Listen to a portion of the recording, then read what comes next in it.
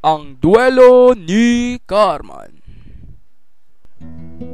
May isang fencer nga ngangalang Carman, kung sino'y maraming gantimpala na ang nakuha.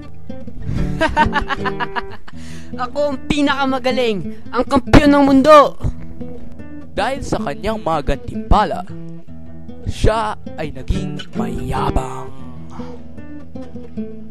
Isang araw, naglakad si Carman sa tabing kalye. Sakaling iyon, may nakita siyang isang matandang bulag. Isinigaw niya sa matanda. Tabi katanda, isa akong fencer. Ngunit walang ginawa ang matanda, kundi sabihin kay Carman, Isang fencer? Dati rin ako'y ganoon. dahil sa kanyang pagiging mayabang, hinamon niya ang matanda sa isang duelo. Ikaw, dating fencer, hinahamon kita.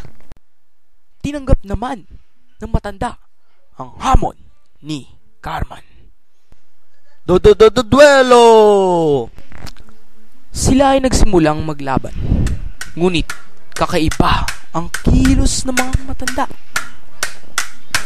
Lahat ng tira ni Carman ay nailagan at nasangga ng matandang fencer. Samantala, si Carman ay nahirapan ilagan ang mga tira ng matanda. Muntik na ako doon. Hindi mo ako matatamaan, tanda.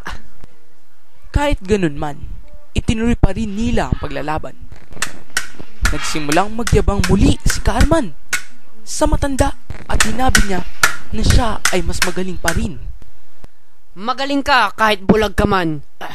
Ngunit wala kang batbat sa aking galing. Ngunit sinabi sa kanya ng matanda na huwag magyabang dahil marami pa siyang kailangang matutunan.